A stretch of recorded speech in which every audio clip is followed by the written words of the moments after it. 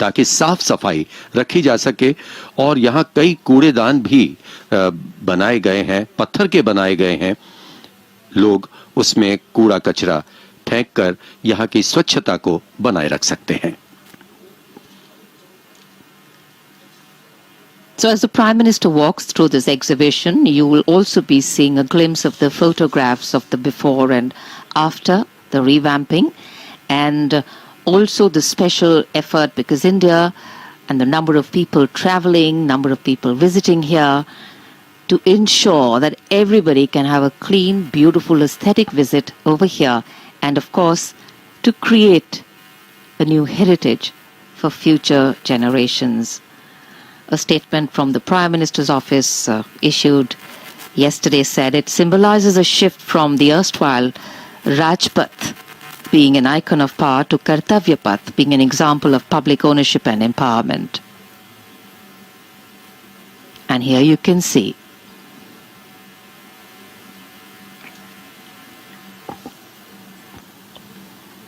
the beautifully glowing Rashtrapati Bhavan, the residence of the President of India, and just below that the gently sloping Raisina Hill, moving on to Vijay Chowk, and then this stretch called Rajpath. Every year on the 26th of January, color, culture, military discipline, pageantry, pomp all come and walk down this path. And today it's a special occasion for the venue. और अब कुछ ही देर बाद stage पर माननीय प्रधानमंत्री का आगमन होगा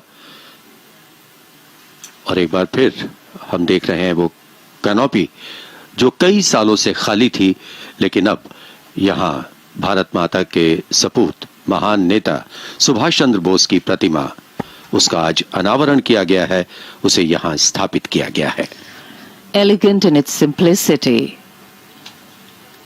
harboring under it the statue of one of the greatest leaders of India, Netaji Subhash Chandra Bose, who gave up a life of comfort, who gave up a bright career to jump headlong into fighting for freedom, passion, resolve, and the great ability to inspire young people.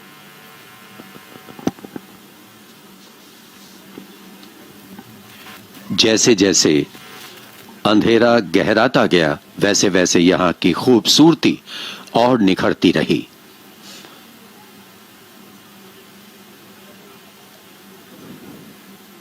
प्रधानमंत्री नरेंद्र मोदी ने सुभाष चंद्र बोस की 125वीं जयंती पर उनकी hologram प्रतिमा का अनावरण किया था।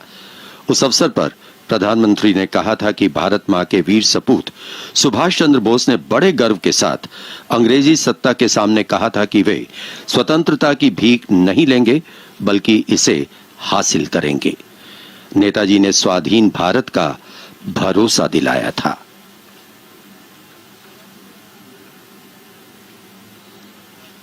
और यहां के ये फव्वारे अपनी भव्यता खुद दर्शा रहे हैं।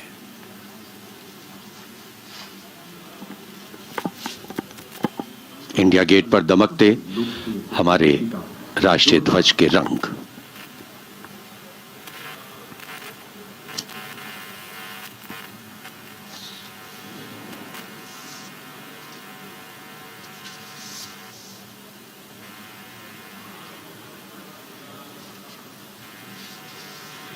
So ever since we arrived here earlier this evening, there were a multitude of people wanting to get into the venue, all very excited, probably also looking forward to the time as to be one of the first people to walk on Kartavya Path. The Prime Minister now has arrived at the dais. हर काम देश के नाम।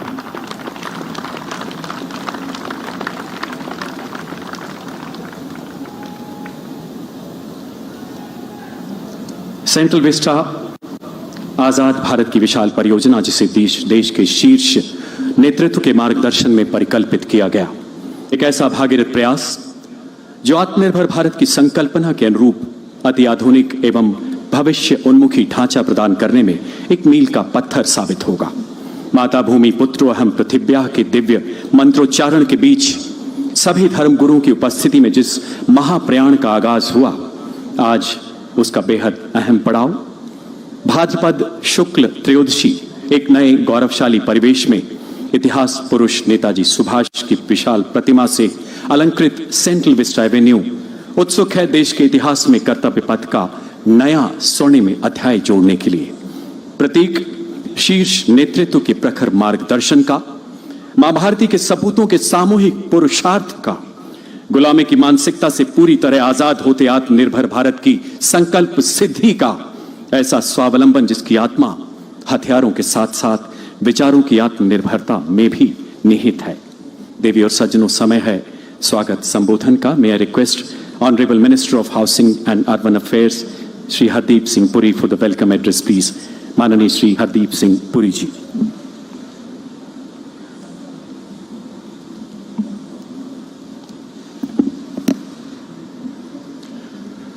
माननीय प्रधानमंत्री जी,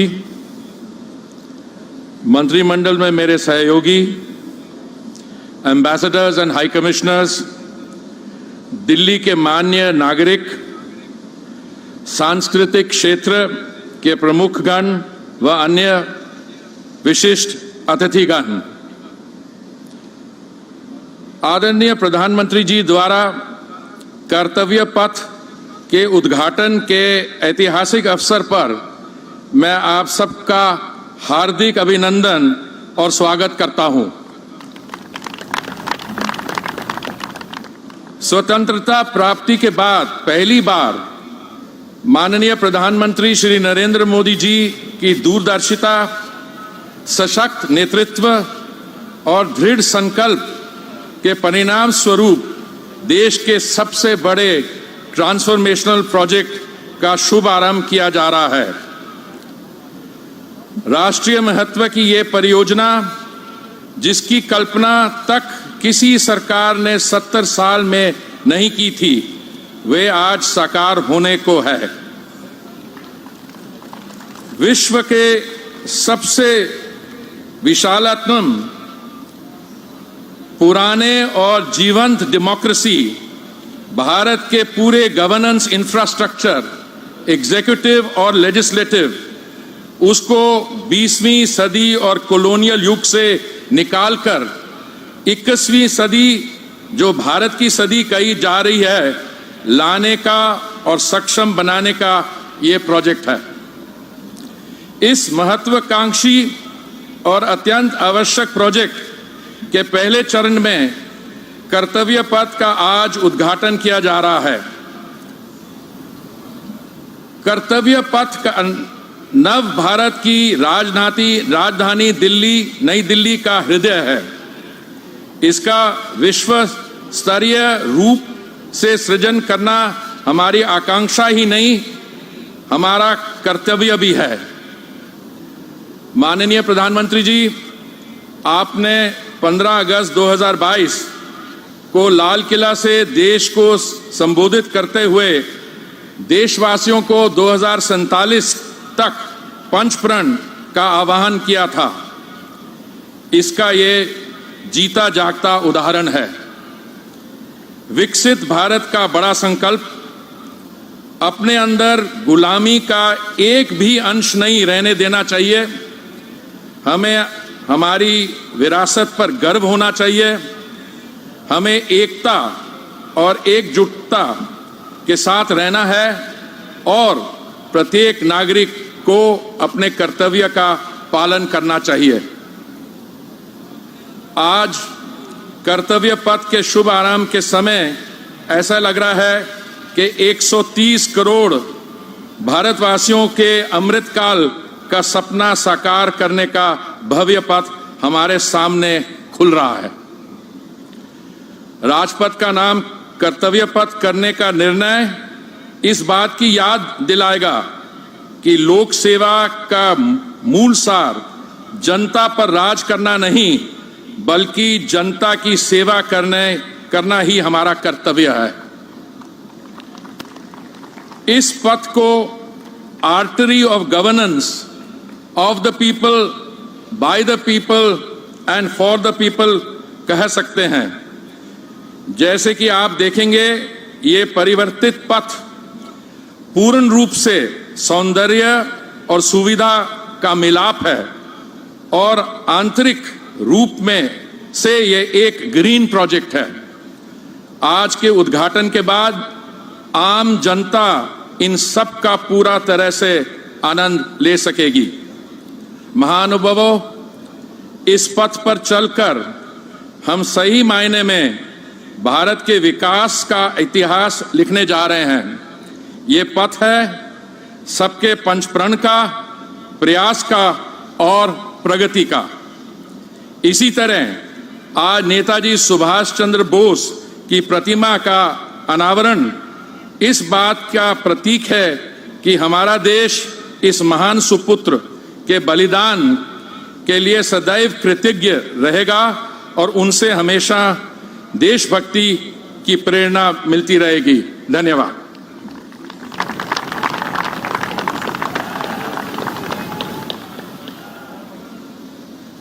आपके प्रेरणादायक संबोधन के लिए धन्यवाद श्रीमान। दीप बुझे पश्चिमी गगन के व्याप्त हुआ बर्बर अंधियारा, किंतु चीर कर तम की छाती चमका हिंदुस्तान हमारा।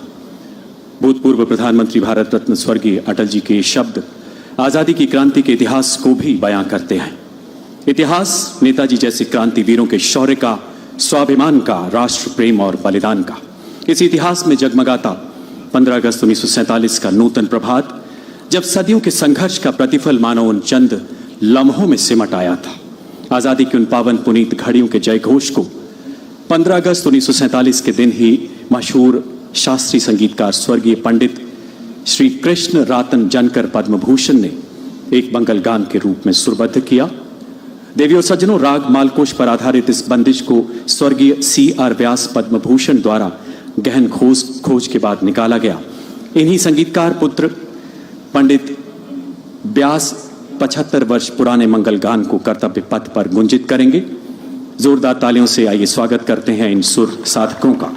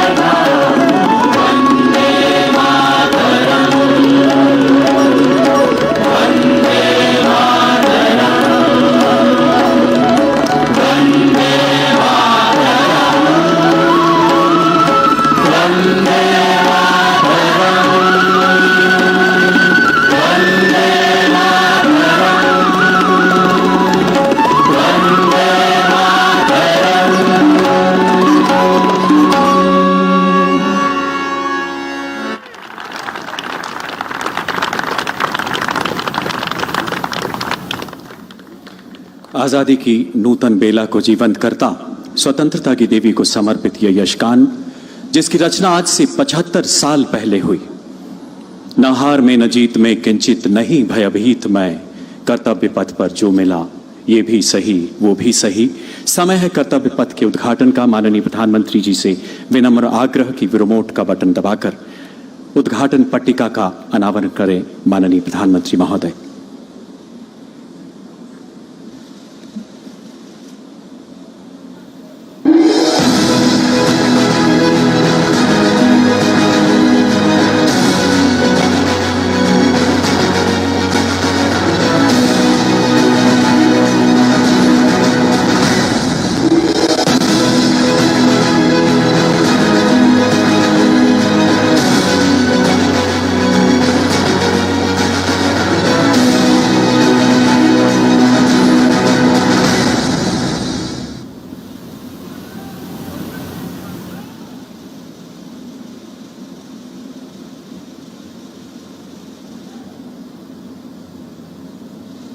माननीय प्रधानमंत्री जी द्वारा पट्टिका अनावरण के साथ गौरवशाली कर्तव्य पथ का लोकार्पण संपन्न।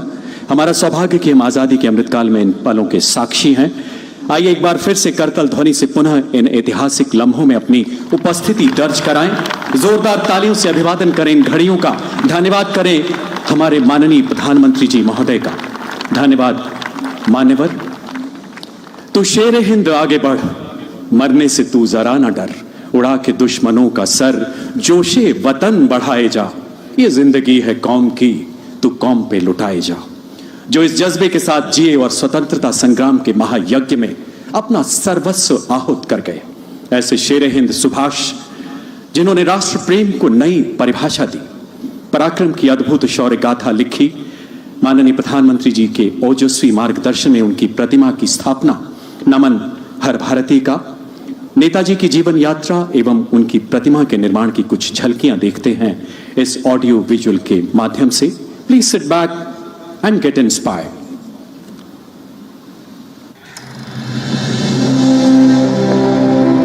भारत की आजादी के 75 साल आज हम उत्सव के रूप में मना रहे हैं। इस बेशकीमती आजादी को पाने में लाखों सेनानियों को प्रेरित किया नेताजी सुभाष चंद्र बोस ने।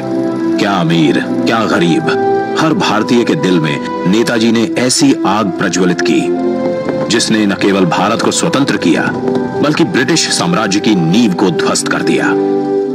नेताजी ने आजाद हिंद फौज को दुनिया की सबसे शक्तिशाली फौज से लड़ने का साहस दिया।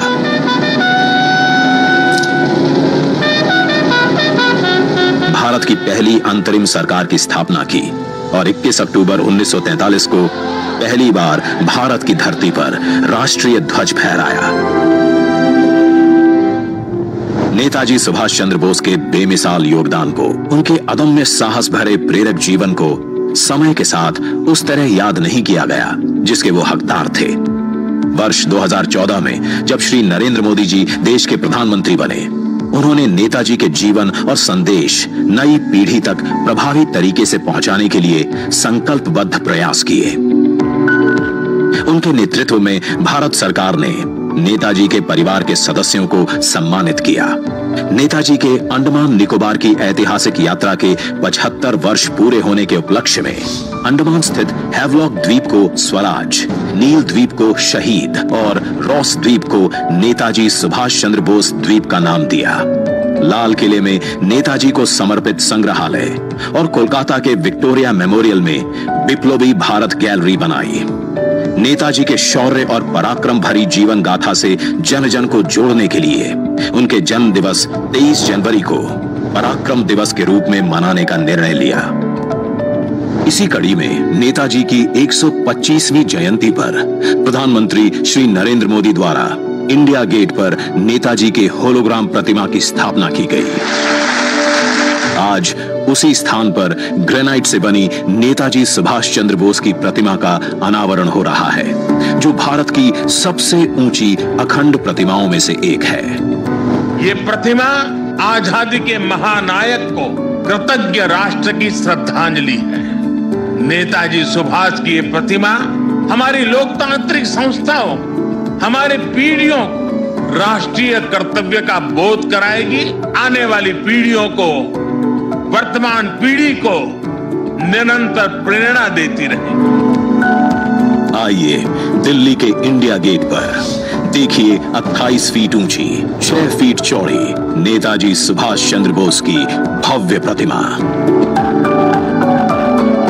ये स्थान जो वर्षों से रिक्त पड़ा था, आज आजादी के संदेश से आबाद है।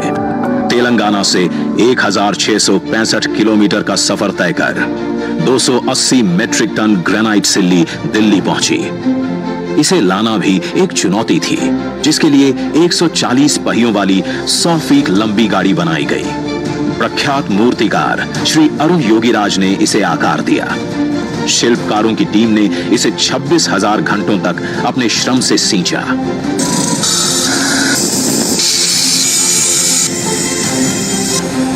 और हमें दिया नेताजी को नमन करने और कृतज्ञता प्रकट करने का अवसर।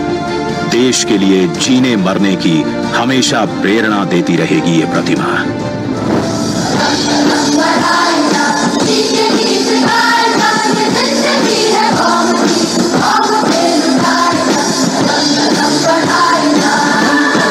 जय Hind.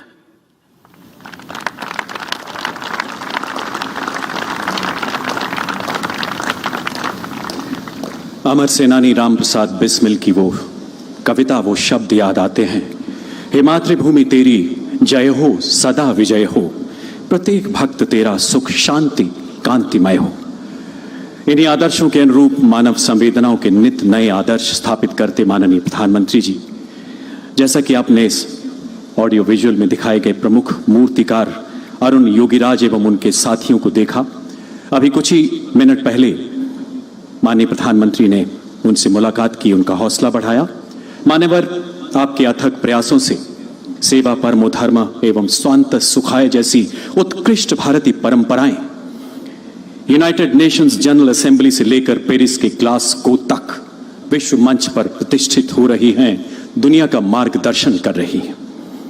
Ladies and gentlemen, Central Vista Avenue is a glowing testimony of indomitable spirit of Atmanirbhar Bharat, a landmark initiative which creates space for the India of future while respecting the heritage and environment. Let us watch some glimpses of its revolutionary journey through this audio visual. Kartavya Path before and after. Please sit back and admire.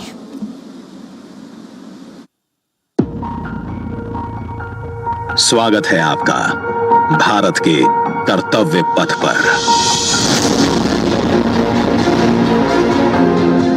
आजादी के 75 साल बाद गुलामी की याद दिलाते राजपथ और central Vista जैसे नामों से देश मुक्त हुआ। आधुनिक भारत, आत्मनिर्भर भारत का प्रतीक कर्तव्य पथ। इंडिया गेट से राष्ट्रपति भवन और नए संसद भवन की ओर ये कर्तव्य पथ प्रतिबिंब है विश्व पटल पर अपनी नई पहचान बनाते, तेजी से विकास करते नए भारत का। प्रधानमंत्री नरेंद्र मोदी के विजन से विकसित ये क्षेत्र विश्व मानचित्र पर भारत की अमिट छाप छोड़ता है। ये आजादी के अमृत काल में देश को समर्पित एक बेमिसाल सौगात है।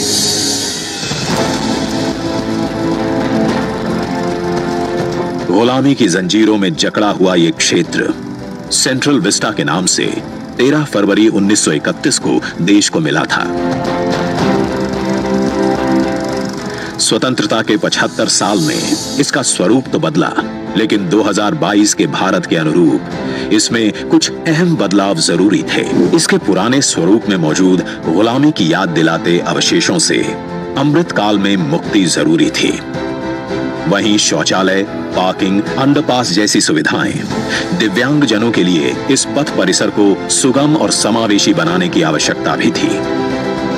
इंडिया गेट और कर्तव्य पथ पर पर्यटकों को अब 101 एकड़ का ग्रीन लॉन इसकी खूबसूरती बढ़ाता दिखेगा। कर्तव्य पथ और नहर के किनारे नया 16.5 किलोमीटर का ग्रेनाइट वॉकवे डेवलप किया गया है। पहले की पुरानी व्यवस्थाओं को दुरुस्त करते हुए पेड़ों के साथ एवेन्यू का कायाकल्प यहाँ आने वालों के लिए एक अद्भुत अनुभव है। कर्तव्य पथ की भव्यता को और दिव्य रूप दिया। खूबसूरत 1000 से ज्यादा बोलार्ड्स, 900 से ज्यादा मॉडर्न लाइट पोल्स और 650 से ज्यादा स्मार्ट साइनेजेस ने कर्तव्य पथ से जुड़ने वाली सड़कों पर 4 नए अंडरपास का निर्माण किया गया है, जिससे पैदल घूमना सुविधाजनक और सुरक्षित होगा। नया पार्किंग एरिया डेवलप किया गया है। 8 नए वेंडिंग प्लाजा जोन बनाए गए हैं, जहां नए कलेवर में दुकानें सजेंगी। महिलाओं, बच्चों, बुजुर्गों और दिव्यांगों के लिए विशेष सीटिंग और शौचालयों की व्यवस्था है। 16 नए ब्रिज, 19 एकड़ के नहर क्षेत्र का सौंदर्यीकरण किया गया है। इंडिया गेट पर सांस्कृतिक कार्यक्रम और नृत्य समारोहों के लिए 2 ब्रिज और 2 स्टेप गार्डन की सुविधा भी उपलब्ध कराई गई है। प्रकृति संरक्षण और आधुनिकता का संतुलन बनाते हुए दुनिया के सबसे बड़े लोकतंत्र से पूरे विश्व को कर्तव्य पथ हमारी गरिमामयी विरासत के साथ आधुनिक, सशक्त और समृद्ध भारतवर्ष का संदेश दे रहा है। सूर्योदय इसकी भव्यता को दिखाता है और शाम होते ही कर्तव्य पथ स्पेशल लाइटिंग से जगमगा उठता है।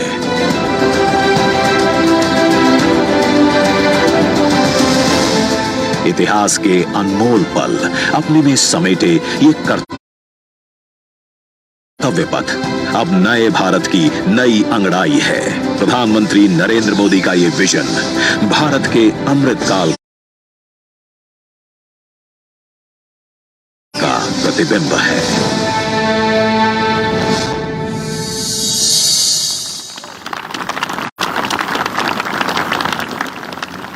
आजादी के 75 साल बाद नेताजी की प्रतिमा से अलंकृत कर्तव्य पथ मानो अपने भाग्य पर इतरा रहा है, क्योंकि नेताजी सुभाष चंद्र बोस कोई व्यक्ति विशेष नहीं बल्कि एक युग का पर्याय है। नेताजी के सपनों का सशक्त भारत बनाने के लिए माननीय प्रधानमंत्री राष्ट्र निर्माण में अपनी कार्यांजलि अर्पित करते हुए पुरुषार्थ के नित नए कीर्ति स्तंभ गढ़ रहे हैं। ऐसे शिखर जहां पुनः विश्व गुरु सा उभरता हिंदुस्तान नजर आता है। आपसे करबद्ध आग्रह मान्यवर की अपने दिव्य उद्गारों से हमें कृतार्थ करें, अपने आशीर्वचनों से हमारा मार्गदर्शन करें माननीय प्रधानमंत्री महोदय।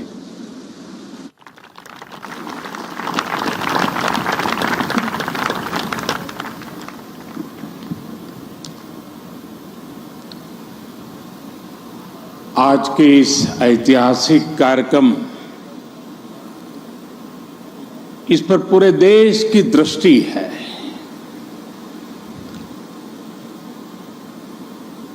सभी देशवासी इस समय इस कार्यक्रम से जुड़े हुए हैं। मैं इस ऐतिहासिक क्षण के साक्षी बन रहे सभी देशवासियों का हृदय से स्वागत करता हूं, अभिनंदन करता हूं। इस ऐतिहासिक क्षण में मेरे साथ मंत्रिमंडल के मेरे साथी श्री हरदीप पुरी जी, किशन रेड्डी जी, अर्जुन राम मेघवाल जी, मीनाक्षी लेखी जी, कौशल किशोर जी आज मेरे साथ मंच पर उपस्थित हैं। देश के अनेक गणमान्य अतिथिगण वे भी आज यहां उपस्थित हैं। साथियों, आजादी के अमृत महोत्सव में देश को आज एक नई प्रेरणा मिली है, नई ऊर्जा मिली है। आज हम गुजरे हुए कल को छोड़कर आने वाले कल की तस्वीर में नए रंग भर रहे हैं। आज जो हर तरफ ये नई आभा दिख रही है, वो नए भारत के आत्मविश्वास की आभा है। गुलामी का प्रतीक किंग्स वे यानी राजपथ आज से इतिहास की बात हो गया है, हमेशा के लिए मिट गया है। आज कर्तव्य पथ के रूप में नए इतिहास का सृजन हुआ है। मैं सभी देशवासियों को आजादी के इस अमृत काल में गुलामी की एक और पहचान से मुक्ति के लिए बहुत बहुत बधाई देता हूं। साथियों, आज इंडिया गेट के समीप हमारे राष्ट्र नायक नेताजी सुभाष चंद्र बोस की विशाल प्रतिमा भी, मूर्ति भी स्थापित हुई है। गुलामी के समय यहां ब्रिटिश राज सत्ता के प्रतिनिधि की प्रतिमा लगी हुई थी।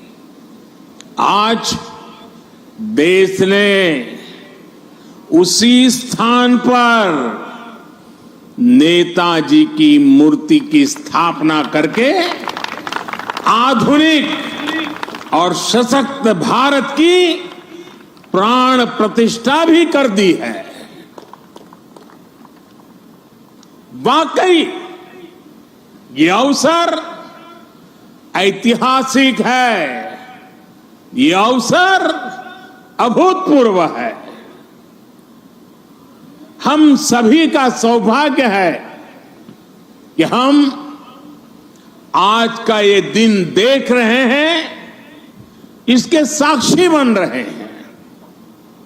साथियों, सुभाष चंद्र बोस ऐसे महामानव थे जो पद और संसाधनों की चुनौती से परे थे। उनकी स्वीकार्यता ऐसी थी कि पूरा विश्व उन्हें नेता मानता था। उनमें साहस था, स्वाभिमान था, उनके पास विचार थे, विजन था, उनके नेतृत्व की क्षमता थी, नीतियां थी।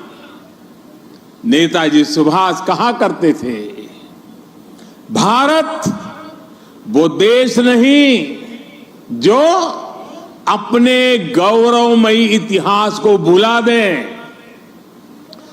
भारत का गौरवमयी इतिहास हर भारतीय के खून में है, उसकी परंपराओं में है। नेताजी सुभाष भारत की विरासत पर गर्व करते थे और भारत को जल्द से जल्द आधुनिक भी बनाना चाहते थे। अगर आजादी के बाद हमारा भारत सुभाष बाबू की राह पर चला होता तो आज देश कितनी ऊंचाइयों पर होता। लेकिन दुर्भाग्य से आजादी के बाद हमारे इस महान नायक को भुला दिया गया।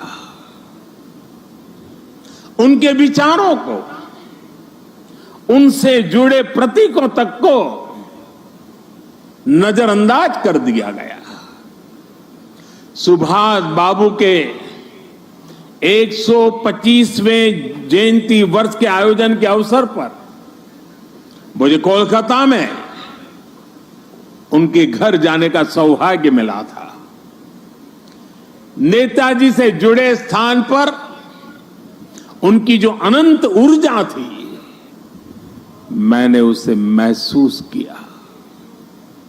आज देश का प्रयास है कि नेताजी की वो ऊर्जा देश का पथ प्रदर्शन करे।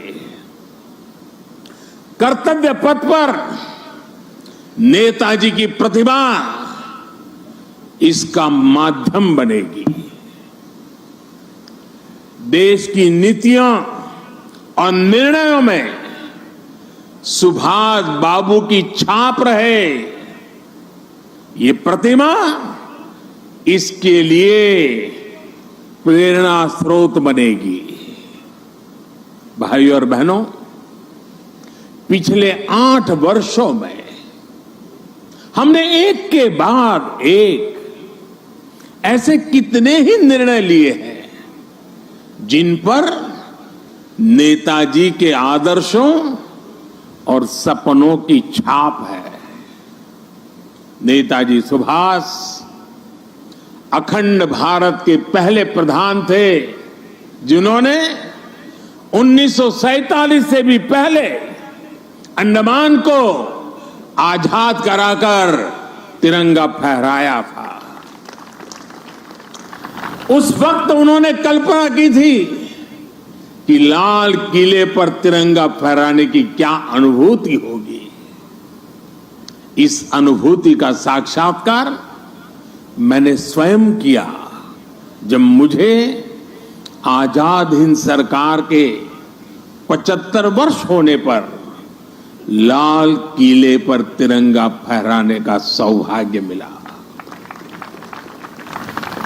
हमारी ही सरकार के प्रयास से लाल किले में नेताजी और आजाद हिंद फौज से जुड़ा म्यूजियम भी बनाया गया है। साथियों, मैं वो दिन भूल नहीं सकता जब 2019 में गणतंत्र दिवस की परेड में आजाद हिंद फौज के सिपाहियों ने भी हिस्सा लिया था। इस सम्मान का उन्हें दशकों से इंतजार था। अंडमान में जिस स्थान पर नेताजी ने तिरंगा फहराया था, मुझे वहां भी जाना था। जाने का अवसर मिला, तिरंगा फहराने का सौभाग्य मिला। वो क्षण हर देशवासी के लिए गर्व का क्षण था। भाइयों और बहनों, अंडमान के वो द्वीप जिसे नेताजी ने सबसे पहले आजादी दिलाई थी, वो भी कुछ समय पहले तक गुलामी की निशानियों को ढोने के लिए मजबूर थे। आजाद भारत में भी उन द्वीपों के नाम अंग्रेजी शासकों के नाम पर थे। हमने गुलामी की उन निशानियों को मिटाकर इन द्वीपों को नेताजी सुभाष से जोड़कर भारतीय नाम दिए, भारतीय पहचान दी। साथियों, आजादी के 75 वर्ष पूरे होने पर देश ने अपने लिए 5 प्राणों का विजन रखा है। इन 5 प्राणों में विकास के बड़े लक्ष्यों का संकल्प है, कर्तव्यों की प्रेरणा है। इसमें गुलामी की मानसिकता के त्याग का आह्वान है, अपनी विरासत पर गर्व का बोध है। आज भारत के आदर्श अपने हैं, आयाम अपने हैं। आज भारत के संकल्प अपने हैं, लक्ष्य अपने हैं। आज हमारे पथ अपने हैं, हमारे प्रतीक अपने हैं। और साथियों, आज अगर राजपथ का अस्तित्व समाप्त होकर कर्तव्य पथ बना है, आज अगर जॉर्ज पंचम की मूर्ति के निशान को हटाकर नेताजी की मूर्ति लगी है, तो ये गुलामी की मानसिकता के परित्याग का पहला उदाहरण नहीं है। ये न शुरुआत है, न अंत है। ये मन और मानस की आजादी का लक्ष्य हासिल करने तक निरंतर चलने वाली संकल्प यात्रा है। देश के प्रधानमंत्री जहां रहते आए हैं उस जगह का नाम रेसकोर्स रोड से बदलकर लोक कल्याण मार्ग हो चुका है। हमारे गणतंत्र दिवस समारोह में अब भारतीय वाद्य यंत्रों की भी गूंज सुनाई देती है। बीटिंग द रिट्रीट सेरेमनी में अब देशभक्ति से सरोबार गीतों को सुनकर हर भारतीय आनंद से भर जाता है।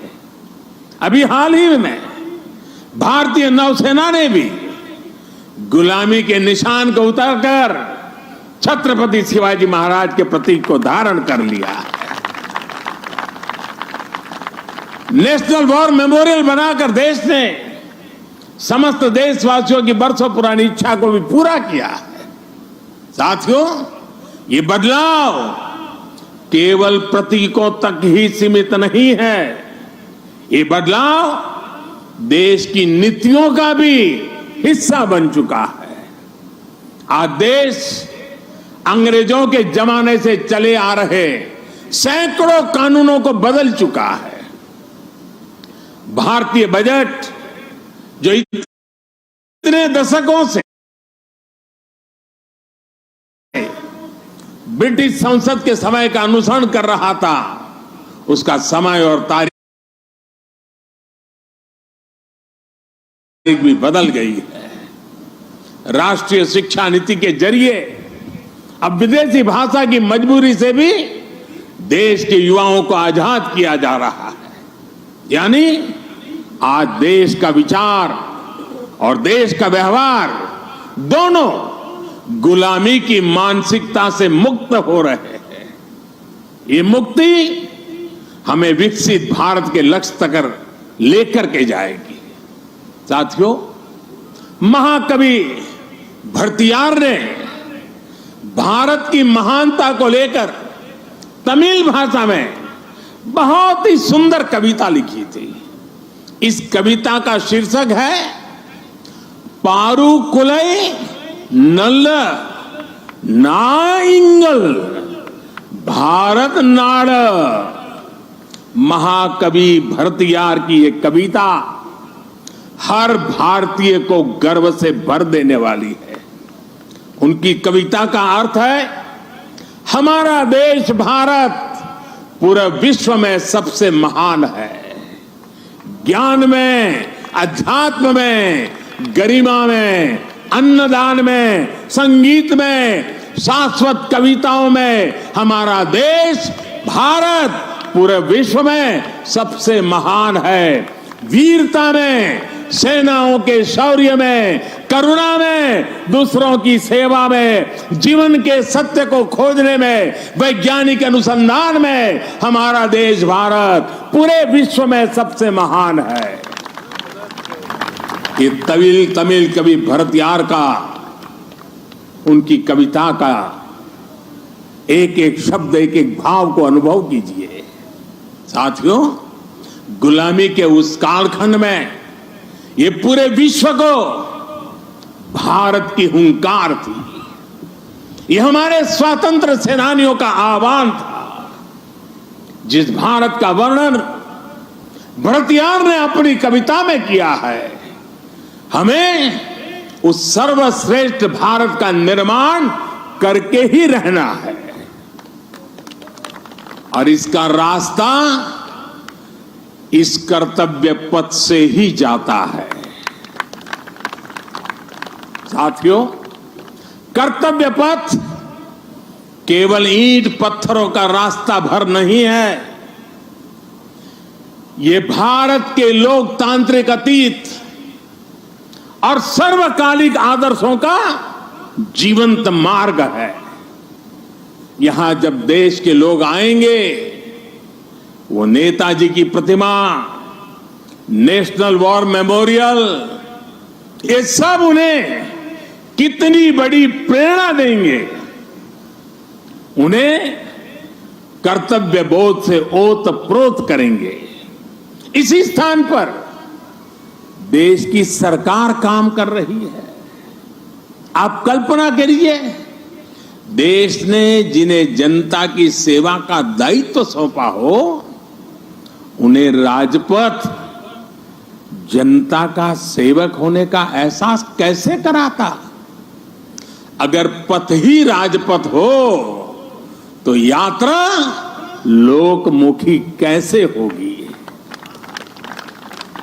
राजपथ ब्रिटिश राज के लिए था, जिनके लिए भारत के लोग गुलाम थे।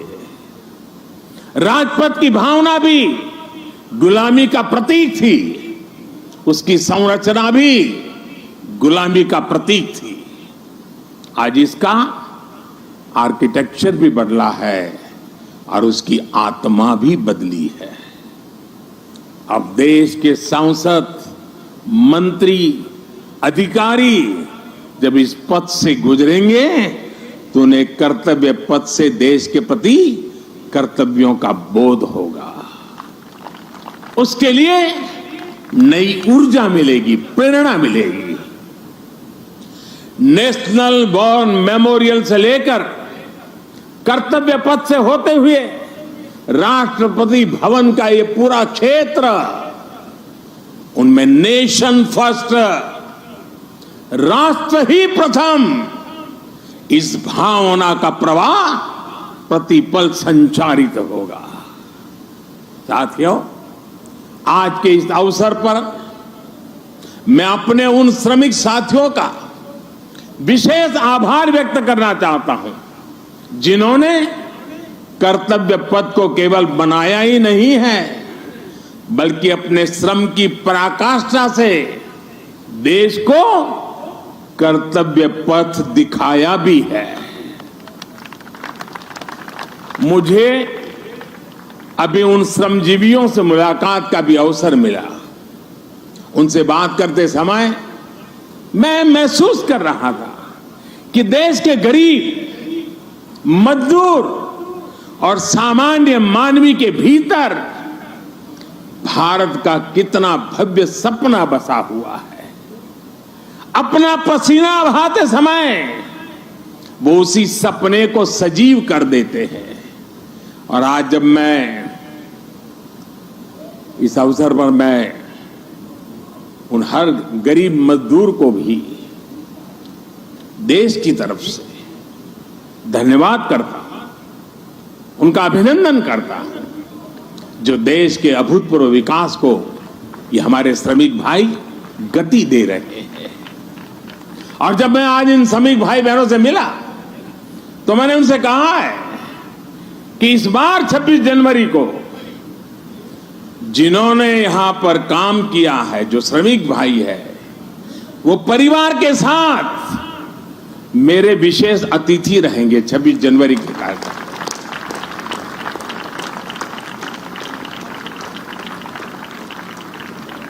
मुझे संतोष है कि नए भारत में आज श्रम और श्रमजीवियों के सम्मान की एक संस्कृति बन रही है, एक परंपरा पुनर्जीवित हो रही है। और साथियों, जब नीतियों में संवेदनशीलता आती है तो निर्णय भी उतने ही संवेदनशील होते चले जाते हैं। इसलिए देश अब अपनी श्रम शक्ति पर गर्व कर रहा है। श्रमेव जयते आज देश का मंत्र बन रहा है। इसलिए जब बनारस में, काशी में विश्वनाथ धाम के लोकार्पण का अलौकिक अवसर होता है तो श्रमजीवियों के सम्मान में भी पुष्प वर्षा होती है। जब प्रयागराज कुंभ का पवित्र पर्व होता है तो श्रमिक स्वच्छता कर्मियों का आभार व्यक्त किया जाता है। अभी कुछ दिन पहले ही देश को स्वदेशी विमान वाहक युद्धपोत आईएनएस विक्रांत मिला है। मुझे तब भी आईएनएस विक्रांत के निर्माण में दिन रात काम करने वाले श्रमिक भाई बहनों और उनके परिवारों से मिलने का अवसर मिला था। मैंने उनसे मिलकर उनका आभार व्यक्त किया। श्रम के सम्मान की परंपरा देश के संस्कारों का अमिट हिस्सा बन रही है। आपको जानकर अच्छा लगेगा कि नई संसद के निर्माण के बाद उसमें काम करने वाले श्रमिकों को भी एक विशेष गैलरी में स्थान दिया जाएगा। ये गैलरी आने वाली पीढ़ियों को भी ये याद दिलाएगी कि लोकतंत्र की नींव में एक और संविधान है तो दूसरी ओर श्रमिकों का योगदान भी है। यही प्रेरणा हर एक देशवासी को एक कर्तव्य पथ भी देगा। यही प्रेरणा श्रम से सफलता का मार्ग प्रशस्त करेगी। साथियों, हमारे व्यवहार में, हमारे संसाधनों में, हमारे साधनों में, हमारे इंफ्रास्ट्रक्चर में आधुनिकता का इस अमृतकाल का प्रमुख लक्ष्य है। और साथियों, जब हम इंफ्रास्ट्रक्चर की बात करते हैं तो अधिकतर लोगों के मन में पहली तस्वीर सड़कों या फ्लाईओवर की हो जाती है। लेकिन आधुनिक होते भारत में इंफ्रास्ट्रक्चर का विस्तार उससे भी बहुत बड़ा है, उसके बहुत पहलू है। आज Bharat social infrastructure, transport infrastructure, digital infrastructure के साथ ही कल्चरल इंफ्रास्ट्रक्चर पर भी उतनी ही तेजी से काम कर रहा है। मैं आपको सोशल इंफ्रास्ट्रक्चर का उदाहरण देता हूं। आज देश में एम्स की संख्या पहले के मुकाबले 3 गुना हो चुकी है। मेडिकल कॉलेजों की संख्या में भी 50% की वृद्धि हुई है। ये दिखाता है कि भारत आज अपने नागरिकों के स्वास्थ्य को बेहतर बनाने के लिए, उन्हें मेडिकल की आधुनिक सुविधाएं पहुंचाने के लिए किस तरह काम कर रहा है। आज देश में नई IITs, IIIT, वैज्ञानिक संस्थाओं का आधुनिक नेटवर्क लगातार विस्तार किया जा रहा है, तैयार किया जा रहा है। बीते 3 वर्षों में 6.5 करोड़ से ज्यादा ग्रामीण घरों को पाइप से पानी की सप्लाई सुनिश्चित की गई है। आज देश के हर जिले में 75 अमृत सरोवर बनाने का महाअभियान भी चल रहा है। भारत का ये सोशल इंफ्रास्ट्रक्चर सामाजिक न्याय को और समृद्ध कर रहा है। साथियों, ट्रांसपोर्ट इंफ्रास्ट्रक्चर के विकास पर आज भारत जितना काम कर रहा है उतना पहले कभी नहीं हुआ। आज एक तरफ देश भर में ग्रामीण सड़कों का निर्माण हो रहा है तो वहीं रिकॉर्ड संख्या में आधुनिक एक्सप्रेसवे बनाए जा रहे हैं। आज देश में तेजी से रेलवे का इलेक्ट्रिफिकेशन हो रहा है तो उतने ही तेजी से अलग अलग शहरों में मेट्रो का भी विस्तार हो रहा है। आज देश में अनेकों नए एयरपोर्ट बनाए जा रहे हैं तो मोटरवे की संख्या में भी अभूतपूर्व वृद्धि की जा रही है। डिजिटल इंफ्रास्ट्रक्चर के निर्माण में तो भारत आज पूरे विश्व के अग्रणी देशों में अपनी जगह बना चुका है। 1.5 लाख से ज्यादा पंचायतों तक ऑप्टिकल फाइबर पहुंचाना हो, डिजिटल पेमेंट के नए रिकॉर्ड हो, भारत की डिजिटल प्रगति की चर्चा पूरी दुनिया में हो रही है। भाई और बहनों, इंफ्रास्ट्रक्चर के इन कार्यों के बीच भारत में कल्चरल इंफ्रास्ट्रक्चर पर जो काम किया गया है उसकी उतनी चर्चा नहीं हो पाई है। प्रसाद स्कीम के तहत देश के अनेकों तीर्थ स्थलों का पुनरुद्धार किया जा रहा है। काशी, केदारनाथ, सोमनाथ से लेकर करतारपुर साहिब कॉरिडोर तक के लिए जो कार्य हुआ है वो अभूतपूर्व है। और साथियों, जब हम कल्चरल इंफ्रास्ट्रक्चर की बात करते हैं तो उसका मतलब सिर्फ आस्था की जगहों से जुड़ा इंफ्रास्ट्रक्चर ही नहीं है। इंफ्रास्ट्रक्चर जो हमारे इतिहास से जुड़ा हुआ हो, जो हमारे राष्ट्र नायक और राष्ट्र नायिकाओं से जुड़ा हुआ हो, जो हमारी विरासत से जुड़ा हो, उसका भी उतना ही तत्परता से निर्माण किया जा रहा है।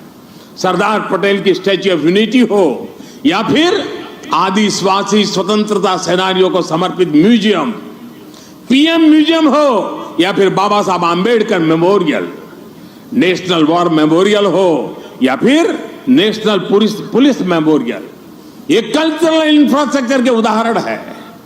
ये परिभाषित करते हैं कि एक राष्ट्र के तौर पर हमारी संस्कृति क्या है, हमारे मूल्य क्या है और कैसे हम इन्हें सहज रहे हैं।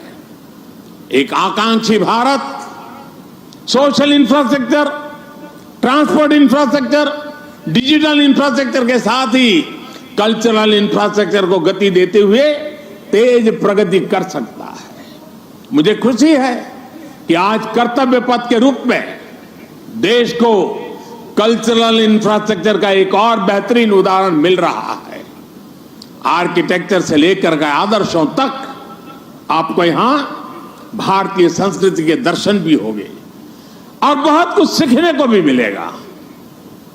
मैं देश के हर नागरिक का आह्वान करता हूं, आप सभी को आमंत्रण देता हूं, आइए इस नवनिर्मित कर्तव्य पथ को आकर देखिए। इस निर्माण में आपको भविष्य का भारत नजर आएगा। यहां की ऊर्जा आपको हमारे विराट राष्ट्र के लिए एक नया विजन देगी, एक नया विश्वास देगी। और कल से लेकर के अगले 3 दिन यानी शुक्र, शनि और रवि 3 दिन यहां पर नेताजी सुभाष बाबू के जीवन पर आधारित शाम के समय ड्रोन शो भी आयोजन होने वाला है। आप यहां आइए, अपने और अपने परिवार की तस्वीरें खींचिए, सेल्फी लीजिए।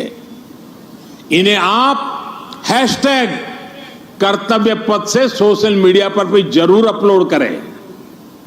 मुझे पता है ये पूरा क्षेत्र दिल्ली के लोगों की धड़कन है। यहां शाम को बड़ी संख्या में लोग अपने परिवार के साथ आते हैं, समय बिताते हैं। कर्तव्य पथ की प्लानिंग, डिजाइनिंग और लाइटिंग इसे ध्यान में रखते हुए भी की गई है। मुझे विश्वास है कर्तव्य पथ की ये प्रेरणा देश में कर्तव्य बोध का जो प्रवाह पैदा करेगी, ये प्रवाह ही हमें नए और विकसित भारत के संकल्प की सिद्धि तक लेकर जाएगा। इसी विश्वास के साथ आप सभी का एक बार फिर बहुत बहुत धन्यवाद करता हूं। मेरे साथ बोलेंगे, मैं कहूंगा नेताजी, आप बोलिए अमर रहे, अमर रहे। नेताजी, नेताजी, नेताजी। भारत माता की, भारत माता की। वंदे वंदे वंदे। बहुत बहुत धन्यवाद।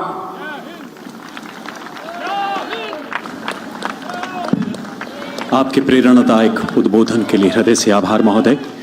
समय एवं भौगोलिक सीमाओं की परिधि से परे आपका हर आह्वान एक जन चेतना है, आपका हर वक्तव्य एक पाठशाला है मान्यवर।